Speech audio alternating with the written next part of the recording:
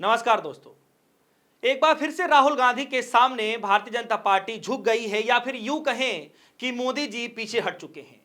पहला मुद्दा जब जातिगत जनगणना का आता है तो आप सभी के सामने किस तरीके से मोदी सरकार पीछे हटती है। फिर अडानी का मसला, फिर उसके बाद जीएसटी का मुद्दा, फिर राफेल डील का मुद्दा और अब हाल ही में वोट चोरी का मुद्दा है जिस पर पूरी भारतीय जनता पार्टी पूरी सरकार घेरते हुए नजर आ रही है। और ऑपरेशन सिंदूर को लेकर के तो आप सभी को पता है किस तरीके से राहुल गांधी सदन के अंदर दहाड़ते हुए नजर आ रहे थे और वहां भी सरकार को जवाब देते नहीं बना दोस्तों।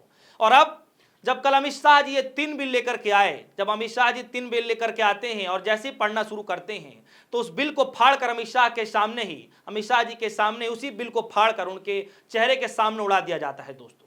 सब कुछ बताऊंगा कि किस तरीके से राहुल गांधी के सामने भारतीय जनता पार्टी, पूरे एनडीए सरकार झुकती हुई जा रही है। पर दर परत जो है आज पोल खोलूंगा दोस्तों। नमस्कार, एक बार फिर से आप सभी का स्वागत है DS4 न्यूज में।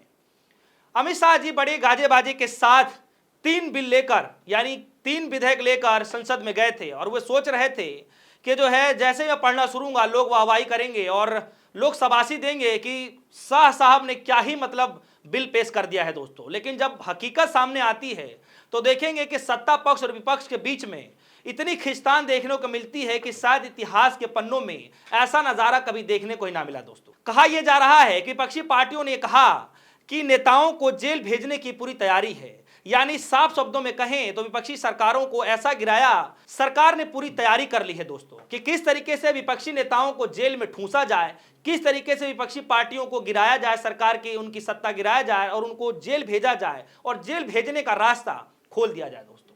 तो कुल मिलाकर राहुल गांधी जी को जब यह बात पता चलती है तो राहुल गांधी जी अपनी बिहार की जो वोटर अधिकार यात्रा होती है उस भारी भरकम यात्रा को छोड़कर दिल्ली चले आते हैं। और जैसे ही वो सदन में पहुंचते हैं दोस्तों, अमित शाह एक तरफ बिल पेश कर रहे होते हैं, दूसरी तरफ राहुल गांधी जी खड़े हो जाते हैं। और जैसे ही राहुल गांधी जी खड़े होते हैं उस वक्त देखेंगे कि संसद के अंदर का नजारा अपने आप में बदल जाता है। तमाम विपक्षी पार्टियों के सांसद खड़े हो जाते हैं, राहुल गांधी का साथ देते हैं और धीरे धीरे आप देखेंगे कि तमाम नेता खड़े हो जाते हैं। और न सिर्फ खड़े होते हैं बल्कि उस बिल की कॉपी को फाड़ कर अमित शाह के मुंह पर फेंक देते हैं दोस्तों। यानी उन्हीं के सामने जो वो बिल पढ़ रहे होते हैं उसी बिल को अमित शाह जी के सामने बिल को फाड़ कर उड़ा दिया जाता है दोस्तों। और या यूं कहें कि उस पेपर के चिथड़े तक उड़ा दिए जाते हैं। यानी इस बात से आप अंदेशा लगा सकते हैं कि किस तरीके से लोगों के अंदर नाराजगी कल के दिन देखने को मिली दोस्तों। और उसके बाद बुरा हाल जो हुआ भारतीय जनता पार्टी का, मोदी जी का, अमित शाह जी का, वो आप सभी के सामने है दोस्तों। सरकार को मजबूरन यह कहना पड़ा कि इस बिल को हम जेपीसी के पास भेजेंगे दोस्तों। यानी सरकार यह कह रही है कि इस बिल को हम जेपीसी के पास भेजेंगे और उसके बाद यह तय हो जाएगा कि इस बिल को लाना चाहिए या नहीं लाना चाहिए दोस्तों। सवाल यहां से शुरुआत होता है दोस्तों कि याद करिए कि सरकार लोकसभा के चुनाव में यह कहा करती थी कि हम 400 पार लेकर के आएंगे, यानी 400 के 7 सीटें जीतेंगे और सत्ता में बैठेंगे दोस्तों। अगर आज 400 सीटें सत्ता के पास होती तो क्या आज ये सीन देखने को मिलता? क्या ये नौबत आज देखने को मिलती कि जिस बिल को खुद अमित शाह जी पढ़ रहे हों और उस बिल को जेपीसी के पास भेज दिया जाए? बिल्कुल नहीं। इसीलिए विपक्षी पार्टियों ने ये पूरा माहौल क्रिएट करके जिस तरीके से 240 सीटों पर लाकर भारतीय जनता पार्टी को टिकाया दोस्तों। पहले तो लोग ये कहा करते थे कि 440 वोट का झटका लगता था, लेकिन इस वक्त पूरी बीजेपी पार्टी को 240 वोट का झटका लग रहा है। 240 सीटों पर टिकी हुई भारतीय जनता पार्टी शायद कहीं ना कहीं असमंजस में फंस गई है कि वो बिल को पूरी तरीके से शायद पास नहीं करा पा रही है दोस्तों। और सोचिए, यही नजारा सदन के अंदर देखने को मिल रहा है क्योंकि सरकार को सब कुछ पता है कि किस तरीके से उनके पीछे भी दबाव बनाया जा सकता है। तो दोस्तों, अगर सत्ता के पास 400 सीटें अगर आती तो कल जो सदन के अंदर नजारा देखने को मिला, कल वो पेपर भी नहीं फटते, कल अमित शाह जी के मुंह के सामने उस पेपर के चिथड़े भी नहीं उड़ाए जाते। क्यों? क्योंकि सत्ता के पास 400 सीटें होती दोस्तों और विपक्ष कुछ नहीं कर पाता। विपक्ष ज्यादा से ज्यादा मुंह बांध कर सिर्फ आंखों से देखा करता और ज्यादा से ज्यादा वॉकआउट कर जाता। इससे ज्यादा क्या ही कर सकता था विपक्ष। लेकिन अब ऐसा नहीं हो रहा है दोस्तों। जो भी बिल लाया जा रहा है, जिस बिल को भी सरकार सामने लेकर के आती है, विपक्षी पार्टियां मजबूती से खड़े हो जाती हैं कि बताइए कि आपको ये बिल लाने के पीछे के असली मकसद क्या है, क्या आप बताना चाहते हैं इस बिल के पीछे। मकसद क्या है, ये सब कुछ विपक्षी पार्टियों की तरफ से पूछा जाता है दोस्तों। अब जरा इस बिल पर आ जाते हैं। जो बिल लाया गया है, क्यों लाया गया है, कैसे काम किया जाएगा, उस पर थोड़ा चर्चा कर लेते हैं। तो देखिए, ये 3 बिल लाया गया है और ये 3 बिल है क्या। तो देखिए, प्रधानमंत्री हो, मुख्यमंत्री हो या कोई भी मंत्री पद पर बैठा हुआ व्यक्ति क्यों ना हो, अगर कोई भी उनके ऊपर आरोप लगता है, अगर 30 दिन के वो जेल में जाते हैं, हिरासत में रहना पड़ता है उनको दोस्तों, 31वां दिन उनको पद छोड़ना पड़ेगा। शर्त यह है कि जिस अपराध के लिए हिरासत या गिरफ्तारी हुई है, अगर उसमें 5 साल से ज़्यादा की अगर सज़ा होती है और उसमें 5 साल से ज़्यादा के अगर प्रावधान होता है उनके सज़ा में, तो फिर उनको अपने पद से इस्तीफा देना पड़ेगा दोस्तों। अगर मुख्यमंत्री पद से इस्तीफा देता है तो स्पष्ट है कि सिर्फ मुख्यमंत्री ही नहीं बल्कि पूरी सत्ता ही खराब हो जाएगी, पूरी सत्ता ही गिर जाएगी दोस्तों। तो दोस्तों, सवाल अपने आप में बहुत बड़ा है। गृह मंत्री अमित शाह जिस तरीके से बुधवार के दिन लोकसभा में जाते हैं और इसी से संबंधित 3 बिल लेकर के आते हैं, पेश करते हैं, 3 विधेयकों को खिलाफ लोकसभा में लेकर जिस तरीके से हंगामा खड़ा होता है, विपक्ष तीनों बिलों को वापस लेने की मांग करता है, गृह मंत्री के ऊपर कागज फाड़ करके भी फेंकते हैं, लेकिन इसके बावजूद भी हंगामा लगातार जारी रहता है दोस्तों। AIMIM यानी कि ऑल इंडिया मजलिस इत्तेहादुल मुस्लिमीन के जो प्रमुख है असदुद्दीन अवैसी साहब और जो सपा हैं, साफ तौर पर उन्होंने कहा कि यह न्याय विरोधी बिल है, संविधान विरोधी बिल है, इसको तुरंत वापस करना चाहिए।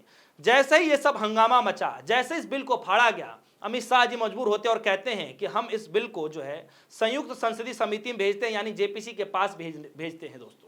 अब ये 3 बिल किस तरीके से काम करेंगे और अलग अलग किस तरीके से लाए गए हैं, जरा इस पर बात करते हैं दोस्तों। पहला बिल 130वां संविधान संशोधन बिल सन 2025 है, जो कि केंद्र और राज्य सरकारों पर लागू होगा।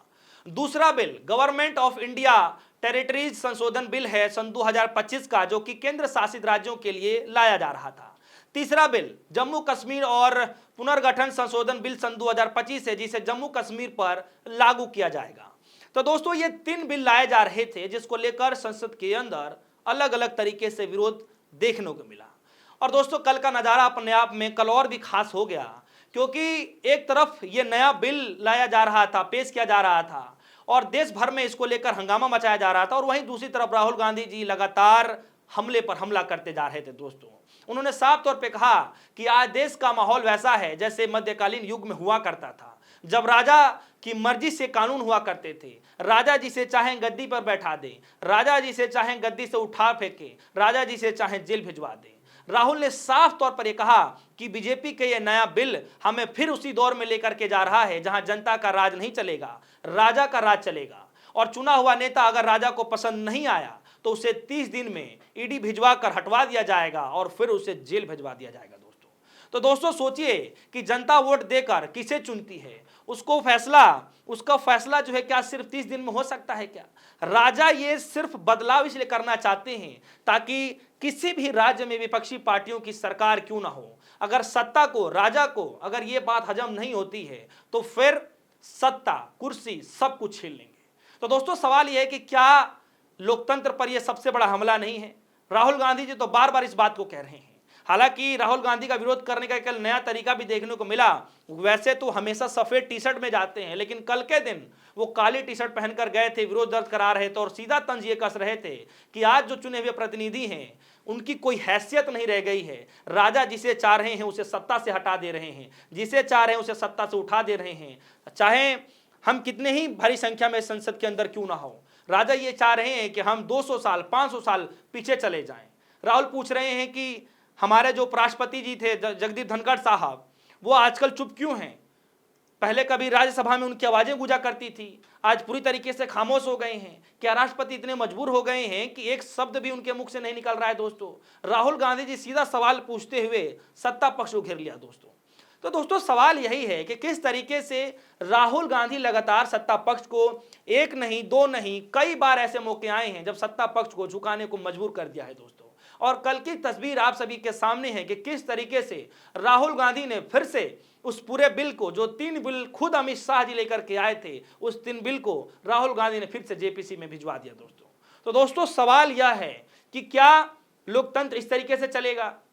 क्या सरकार जिसको चाहेगी उसको सत्ता पर बैठाएगी? क्या सरकार यह निर्णय लेगी कि कौन सत्ता पर बैठेगा, कौन चला जाएगा। दोस्तों एग्जाम्पल के तौर पर समझिए दोस्तों कि मान के चलिए कि आने वाले वक्त में बिहार के अंदर चुनाव होना है, बाई चांस 1% ये मान लीजिए कि गलती से या कह लीजिए या फिर बहुमत के तरफ पे देख लीजिए अगर तेजस्वी यादव बन जाते हैं मुख्यमंत्री और सत्ता पक्ष को ये बात हजम ही ना हो, पेट में यह बात पचे ही ना कि ये तेजस्वी यादव कुर्सी पे कैसे बैठ गए, क्योंकि साम दाम दंड भेद सब तो अपना लिए, लेकिन फिर भी उसके बावजूद भी सत्ता पक्ष के विरुद्ध जा करके, सत्ता पक्ष के अगेंस्ट खड़ा होकर के, तमाम रैलियां निकाल करके तेजस्वी यादव अगर मुख्यमंत्री बन जाते हैं तो सोचिए क्या ये बात सत्ता पक्ष को हजम होगी? नहीं होगी। यानी जितने केस लदे गए हैं तमाम नेताओं के ऊपर, हो सकता है कि फिर से वो फाइलें खुलें और तेजस्वी यादव को 30 दिन जेल में ठूस करके उनकी कुर्सी वापस छीन ली जाए। दोस्तों तो ये लड़ाई सिर्फ सत्ता पक्ष की नहीं है, ये लड़ाई विपक्ष की नहीं है,